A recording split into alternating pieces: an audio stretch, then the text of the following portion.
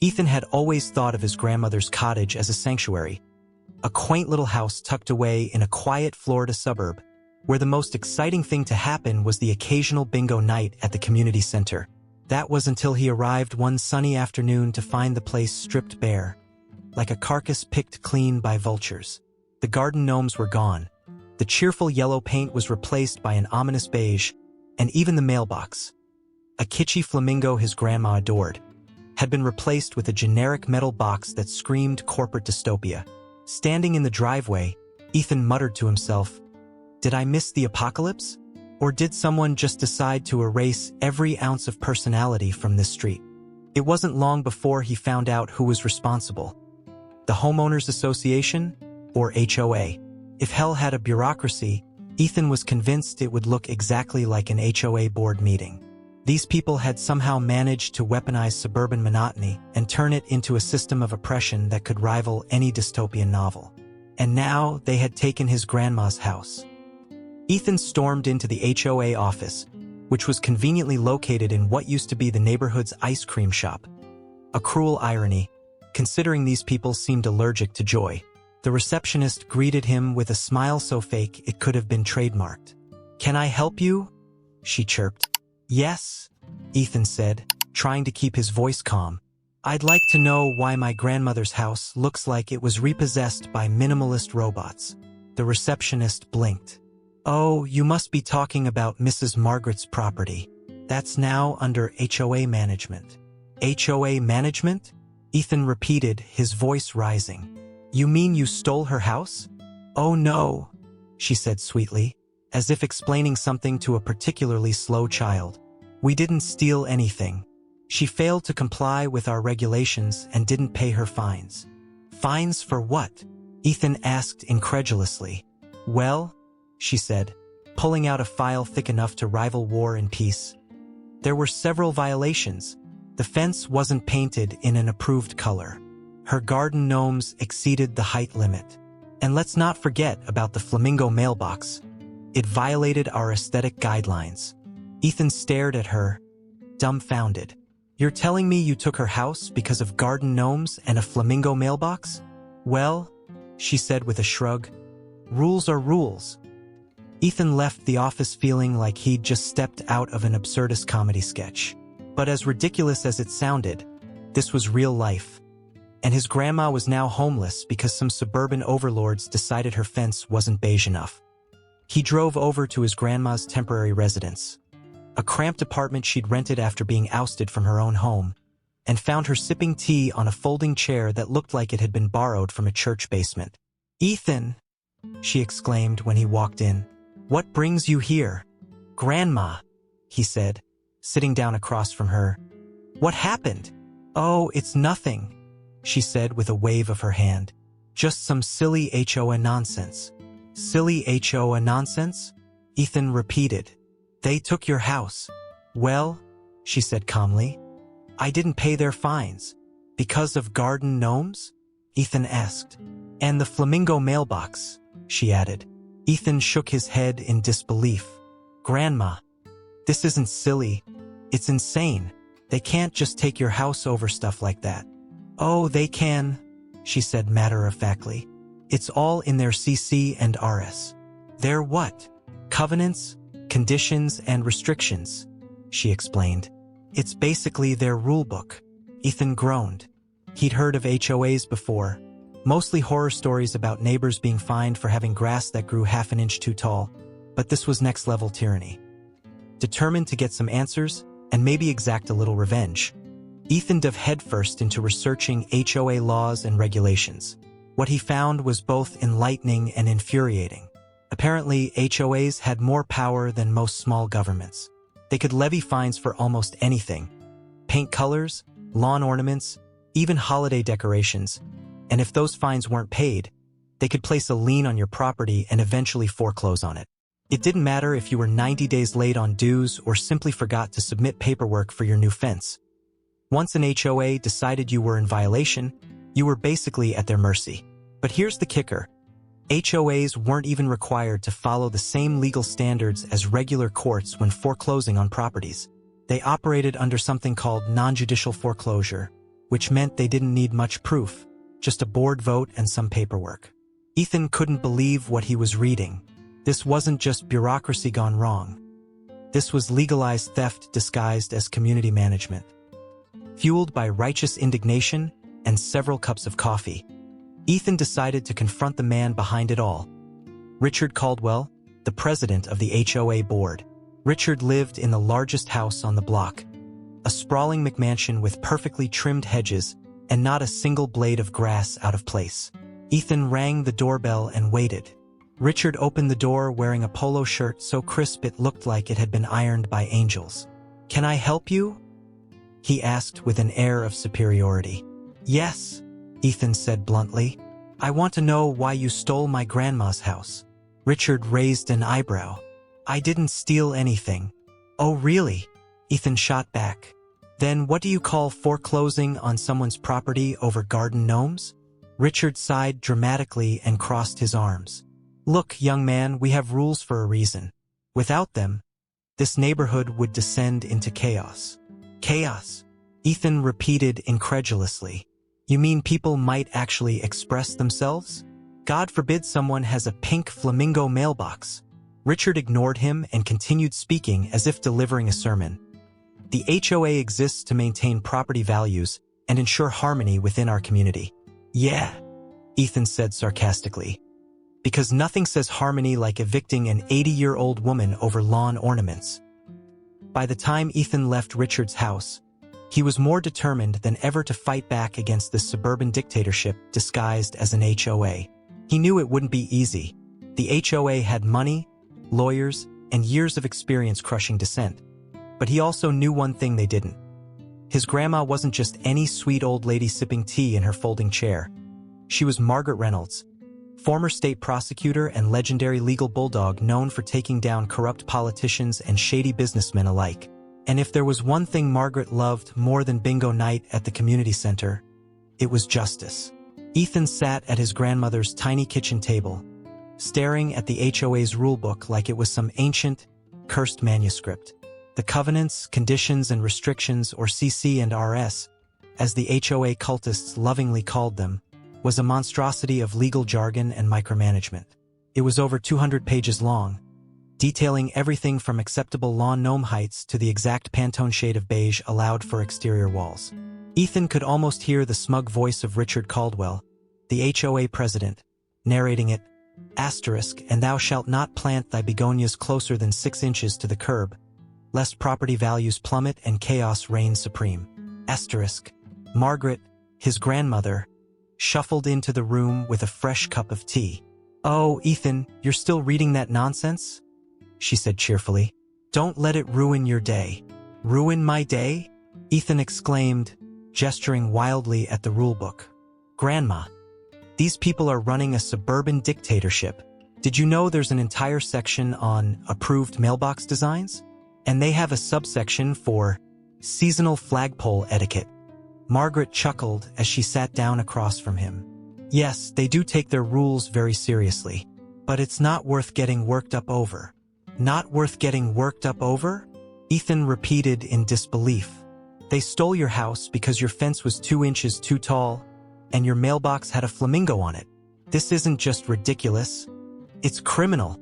Margaret sipped her tea calmly. "Well, technically, I didn't pay their fines." Ethan groaned and buried his face in his hands. "Grandma, you're not helping." Determined to get to the bottom of this madness, Ethan decided to dig deeper into the HOA's operations. He started by interviewing some of Margaret's neighbors, many of whom had their own horror stories about the HOA. There was Linda, who had been fined $500 because her Christmas lights were deemed too bright and potentially distracting to passing drivers. Then there was Carl, who had been forced to replace his mulch 3 times in 1 year because it wasn't the correct shade of red. And let's not forget poor Janet, whose dog, a chubby dachshund named Pickles, had been deemed overweight by the HOA's pet committee and therefore in violation of their 15-pound pet limit. "They made me put Pickles on a diet," Janet said tearfully as she clutched her now slim dachshund. "He's miserable without his treats." Ethan listened to these stories with growing outrage. It was clear that Richard Caldwell and his cronies weren't just enforcing rules. They were waging a campaign of petty tyranny against anyone who dared to express even a shred of individuality. The more Ethan learned about the HOA's antics, the angrier he became. But he also started to notice something else. There was a pattern to their enforcement. The fines and foreclosures always seemed to target older residents or those who were less likely to fight back. Meanwhile, Richard Caldwell's house, complete with an unapproved fountain shaped like a giant eagle, remained untouched. Ethan decided it was time to confront Richard again. This time, he came armed with evidence. Photos of Richard's fountain, screenshots of emails from other residents complaining about selective enforcement, and a copy of Florida state law regarding HOA regulations. He marched up to Richard's McMansion and rang the doorbell with enough force to make it echo through the neighborhood. When Richard opened the door, he looked less than thrilled to see Ethan standing there with a folder full of incriminating documents. "Mr. Caldwell," Ethan began in his most lawyerly tone, "I'd like to discuss some discrepancies I've noticed in your enforcement of HOA rules." Richard sighed dramatically and leaned against the doorframe. "Look, I don't have time for this," he said dismissively. "If you have a complaint, you can submit it in writing." "Oh, I've done more than that," Ethan replied with a smirk. He opened the folder and began pulling out photos and printouts like he was presenting evidence at a trial. "Here we have Exhibit A, your unapproved fountain. Exhibit B, emails from residents alleging selective enforcement. And Exhibit C, Florida state law stating that HOAs must enforce their rules consistently and fairly." Richard's face turned an impressive shade of red as he snatched one of the papers from Ethan's hand. "You think you can come here and threaten me?" he sputtered. "I'm not threatening you," Ethan said calmly. "I'm simply pointing out that your actions, or lack thereof, could be considered illegal." Richard glared at him for a moment before slamming the door shut without another word. Ethan left Richard's house feeling both victorious and unsatisfied. He'd rattled the man, sure, but he hadn't actually accomplished anything yet. The HOA still held Margaret's house hostage, and Richard still wielded his petty power like a sword over the neighborhood. That night, as Ethan sat at his laptop researching HOA lawsuits, Margaret walked into the room carrying a plate of cookies. "You've been working so hard," she said kindly as she set the plate down in front of him. "You deserve a treat." "Thanks, Grandma," Ethan said with a tired smile. Margaret sat down beside him and peered at his screen. "What are you looking at?" "Cases where people have sued their HOAs," he explained. "I'm trying to find something we can use against them." Margaret nodded thoughtfully as she picked up a cookie. "You know," she said after taking a bite, "when I was a prosecutor, we used to say that every bully has a weak spot." Ethan looked at her curiously. "What do you mean?" "I mean," she said with a sly smile, "if you want to take down someone like Richard Caldwell, you don't just go after him. You go after what he cares about most." "And what does Richard care about most?" Ethan asked. Margaret leaned back in her chair and took another bite of her cookie before answering, "Power." Ethan sat at the kitchen table, surrounded by a mountain of legal documents, HOA bylaws, and a half-eaten bag of pretzels. His laptop screen glowed with tabs upon tabs of research on HOA lawsuits, property liens, and Florida state housing laws. Somewhere in this mess was the key to taking down Richard Caldwell and his band of beige-loving bureaucrats. But at the moment, all Ethan had was a headache and an overwhelming urge to throw the CC and RS into a bonfire. Margaret walked into the room wearing her reading glasses and carrying a yellow legal pad. "I've been thinking," she said, sitting down across from him. "If we're going to fight these people, we need to do it properly." Ethan raised an eyebrow. "Properly? Grandma, I've been combing through legal precedents for hours. What more do you want?" Margaret smiled slyly. "Oh, I'm not talking about legal precedents. I'm talking about strategy." Ethan leaned back in his chair and crossed his arms. "Okay, I'm listening." Margaret tapped her pen against her legal pad like a seasoned prosecutor preparing her opening argument. "First," she began, "we need to expose Richard Caldwell for the fraud he is. That fountain of his is a clear violation of HOA rules. If we can prove he's breaking his own regulations, It'll undermine his authority. Already ahead of you, Ethan said, gesturing to the stack of photos on the table. I've got pictures of the fountain from every angle. Good, Margaret said with a nod. Second, we need to rally the neighborhood against him. The HOA thrives on fear and compliance. If we can show people they're not alone, and that Richard isn't invincible, they'll start fighting back. Ethan frowned. That sounds ambitious. Margaret shrugged. I've taken down bigger bullies than Richard Caldwell in my day. Ethan couldn't help but smile. His grandma might be 80 years old, but she still had the fire of a seasoned prosecutor ready to go to war. The first step in their plan was gathering evidence, not just against Richard but against the HOA as a whole. Ethan started interviewing more neighbors, collecting stories of unfair fines, selective enforcement, and outright harassment. There was Tom, who had been fined $200 for parking his truck in his own driveway because it wasn't aesthetically pleasing, and Sarah, who had been forced to repaint her house 3 times in 1 year because the HOA kept changing its approved color palette.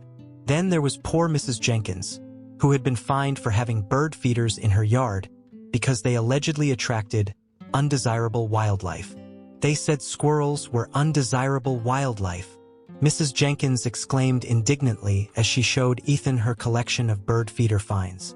Ethan took meticulous notes and compiled everything into a folder labeled HOA Horror Stories. By the time he was done, he had enough evidence to make Richard Caldwell look like the villain in a made-for-TV movie. Next came the neighborhood rallying effort, a task that proved more challenging than Ethan anticipated. Most residents were too scared or apathetic to stand up to the HOA. Years of fines and threats had worn them down, leaving them resigned to their fate as pawns in Richard's suburban empire. But Margaret wasn't about to give up. She started hosting informal meetings at her apartment, inviting neighbors over for tea and cookies while casually slipping in discussions about HOA injustices. Did you know, she would say between bites of shortbread, that Richard Caldwell's fountain violates Section 12B of the CC and RS? And yet no one's fined him for it. The neighbors would murmur in agreement but hesitate to take action. Margaret would lean forward with a conspiratorial smile.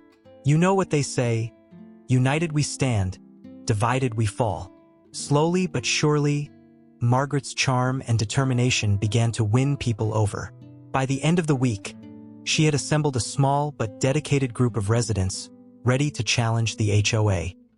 With their coalition formed, Ethan and Margaret moved on to Phase 3, legal action. Ethan filed a formal complaint against the HOA with the Florida Department of Business and Professional Regulation, DBPR, citing multiple violations of state housing laws and unfair enforcement practices. He also drafted a lawsuit accusing Richard Caldwell and the HOA Board of selective enforcement and abuse of power. Margaret insisted on helping with the paperwork despite Ethan's protests that she should rest. I didn't spend 30 years as a prosecutor just to sit on the sidelines, she said firmly as she typed up affidavits with surprising speed. Together, they built a case so airtight it could have survived a hurricane, which was fitting since they were in Florida. The day of reckoning finally arrived. Ethan and Margaret faced off against Richard Caldwell and his team of overpriced lawyers at a formal mediation session. Richard walked into the room looking smug as ever, dressed in a tailored suit that probably cost more than most people's monthly mortgage payments. His lawyers followed behind him like obedient lapdogs carrying briefcases full of legal jargon. Ethan and Margaret sat across from them at the conference table, armed with their evidence and an unshakable determination to bring justice to their neighborhood. The mediator, a middle-aged woman with an air of weary professionalism, began by asking both sides to present their arguments. Richard's lead lawyer launched into a long-winded speech about how the HOA was simply enforcing its rules for the betterment of the community. When it was Ethan's turn to speak, he didn't hold back. With all due respect, he began sarcastically, the HOA isn't enforcing rules, it's weaponizing them. He proceeded to lay out his case point by point. Selective enforcement against vulnerable residents, illegal liens placed on properties without proper notice, and Richard Caldwell's blatant disregard for his own regulations. Margaret chimed in with her own fiery rebuttal. This isn't about maintaining property values. It's about power. Mr. Caldwell has turned this HOA into his personal fiefdom. Richard squirmed uncomfortably in his seat as Ethan presented photos of his fountain alongside copies of fines issued for similar violations by other residents. By the time they were done presenting their evidence, even Richard's lawyers looked nervous. The mediator ruled in favor of Ethan and Margaret's complaint, ordering the HOA to rescind its lien on Margaret's house and refund all fines paid by affected residents over the past year. Richard Caldwell tried to protest but was quickly shut down by the mediator. "Mr. Caldwell," she said sternly, "if you continue this behavior, you may find yourself facing criminal charges." Margaret couldn't resist adding one last jab. "Careful with that fountain, Richard. It might attract undesirable wildlife." As they left the mediation room victorious, Ethan turned to Margaret with a grin. "Grandma," he said proudly, "you're amazing." Margaret patted him on the shoulder with a twinkle in her eye. "I told you, every bully has a weak spot." Ethan and Margaret walked out of the mediation building like they were leaving a courtroom drama where justice had finally prevailed. Ethan had a spring in his step, and Margaret, clutching her purse like a victorious gladiator, wore a grin that could rival the Cheshire Cat's. "Well," she said, adjusting her glasses with a flourish, "that was satisfying. I haven't seen a man squirm like that since I cross-examined Senator Wilkes in '92. Ethan chuckled. "You were incredible in there, Grandma. I mean, calling Richard's fountain a monument to suburban hypocrisy? That was savage." Margaret shrugged modestly. "Oh, it's just the truth. Besides, it's not every day you get to watch a grown man try to justify an Eagle fountain while sweating through his designer suit." But their victory wasn't just about embarrassing Richard Caldwell. It was about sending a message to the entire neighborhood. The reign of the HOA overlords was coming to an end, and as word of their triumph spread, something remarkable began to happen.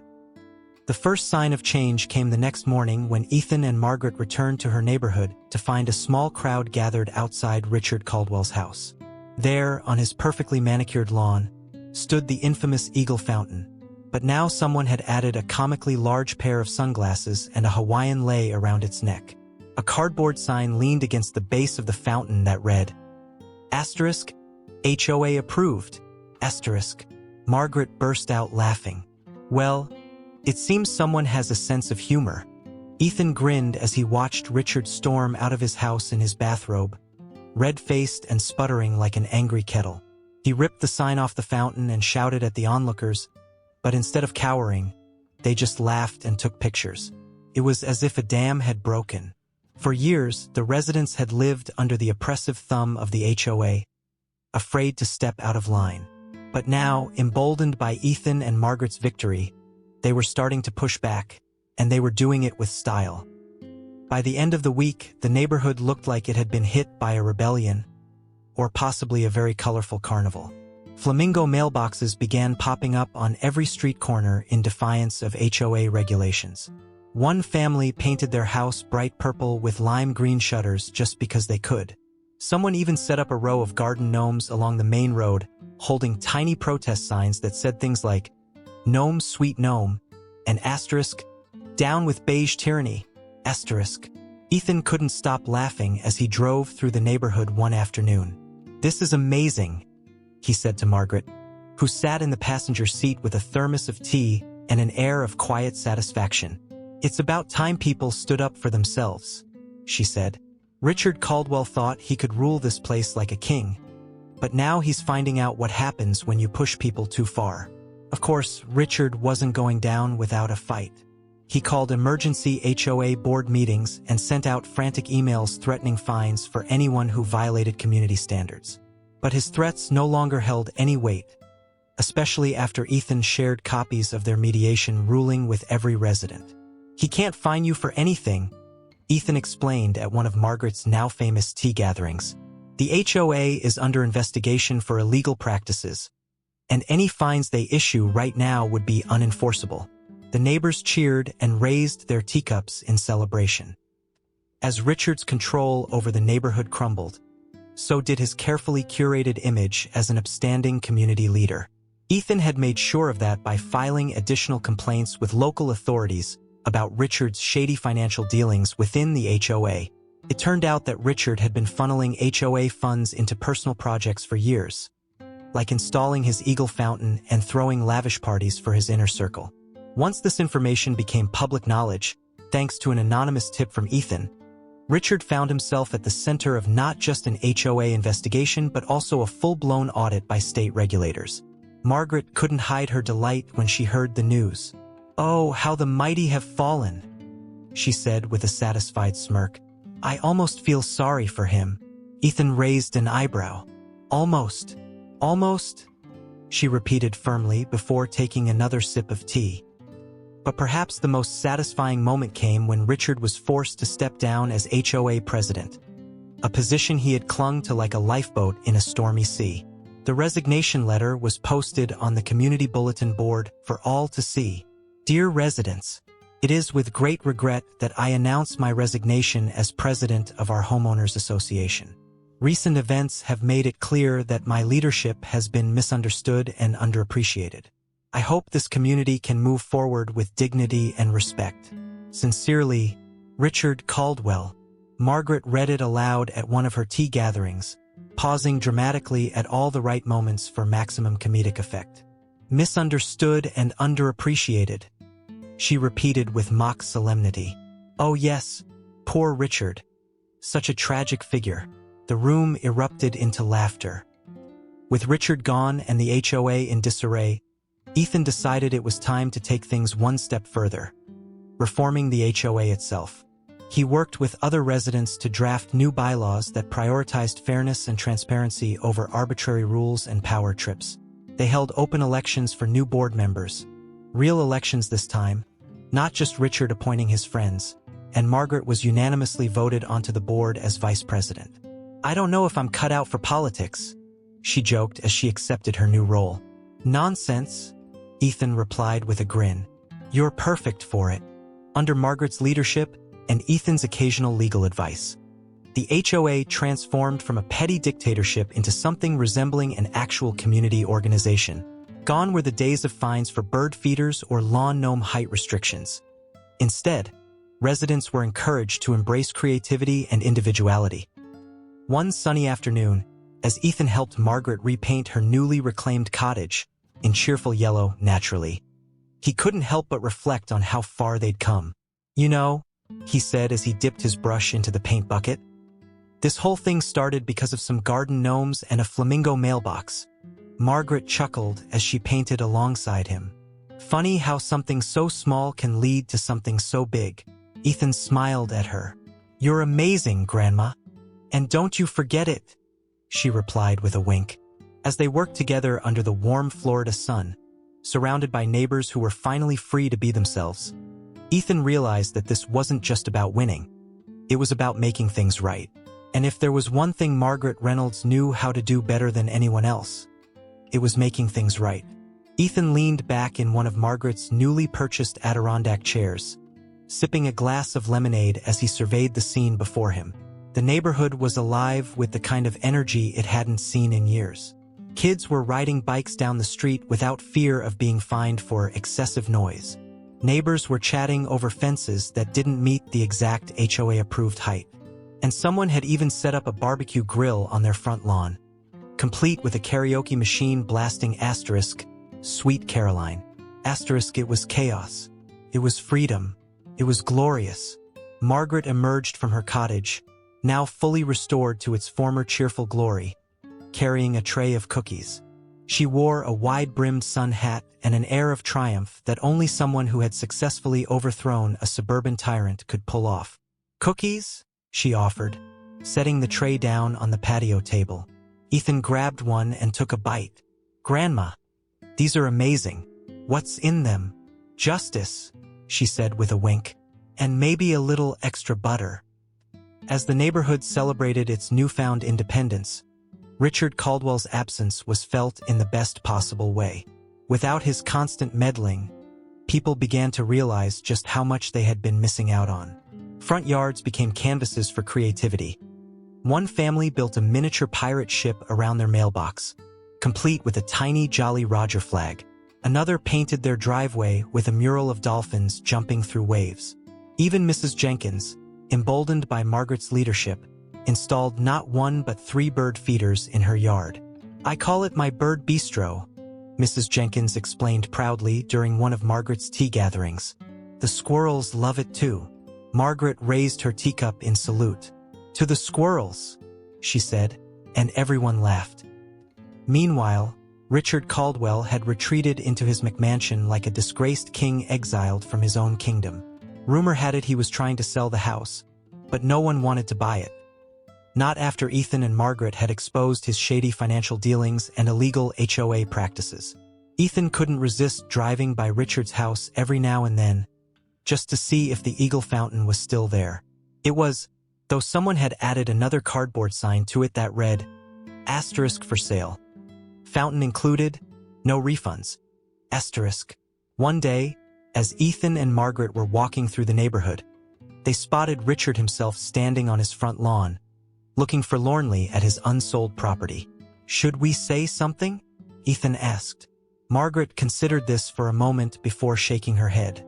"No need," she said with a smile. "I think he's learned his lesson." But while Richard faded into irrelevance, Margaret's star continued to rise. As vice president of the newly reformed HOA board, or as some residents jokingly called her, the Queen of Justice, she quickly became the most beloved figure in the neighborhood. Under her guidance, the HOA adopted new bylaws that focused on community building rather than nitpicking. They organized block parties, gardening competitions, and even a neighborhood talent show where Carl, formerly fined for his unapproved mulch, performed an unexpectedly moving rendition of Asterisk My Way. Asterisk. Ethan watched all of this unfold with pride and amusement. He had come to Florida expecting nothing more than a quiet visit with his grandma, but instead he'd found himself at the center of a suburban revolution. "You know," he said to Margaret one evening as they sat on her porch watching fireflies dance in the twilight, "you've really made this place better." Margaret smiled at him warmly. "It wasn't just me," she said. "It was all of us." Of course, not everything went smoothly.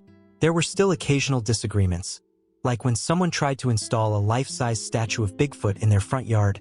"It's art," they insisted, or when Linda from down the street insisted on playing her karaoke machine at full volume during every holiday. But these were minor squabbles compared to what they'd endured under Richard's rule. And besides, Margaret had a knack for resolving conflicts with her trademark mix of charm and no-nonsense practicality. "Bigfoot can stay," she declared at one board meeting after much debate, "but only if he wears seasonal hats." The motion passed unanimously. As for Ethan, he found himself becoming something of a local hero in his own right. Neighbors would stop him on the street to thank him for standing up to Richard and helping them reclaim their community. "You should run for office," one woman told him after he helped her draft an appeal for an unfair property tax assessment. Ethan laughed and shook his head. "I think I've had enough politics for one lifetime." Still, he couldn't deny that he felt a sense of fulfillment he hadn't experienced before. Not just from winning legal battles, but from seeing real change happen because of them. One day, as Ethan was packing up his car to head back home, Margaret came out to see him off.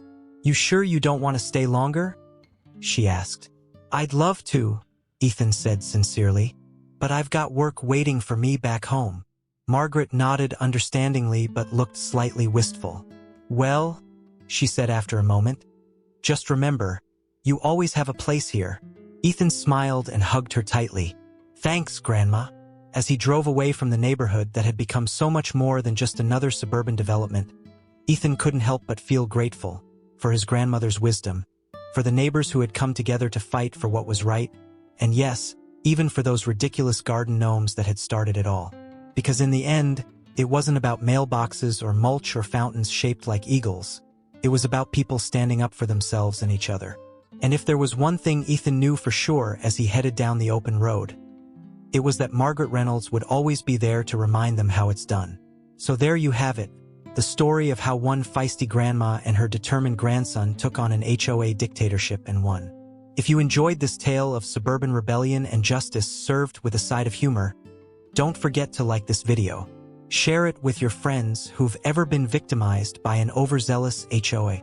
Comment below with your own HOA horror stories, or just let us know what kind of mailbox you'd install if you could. And hey, subscribe to our channel for more stories like this one.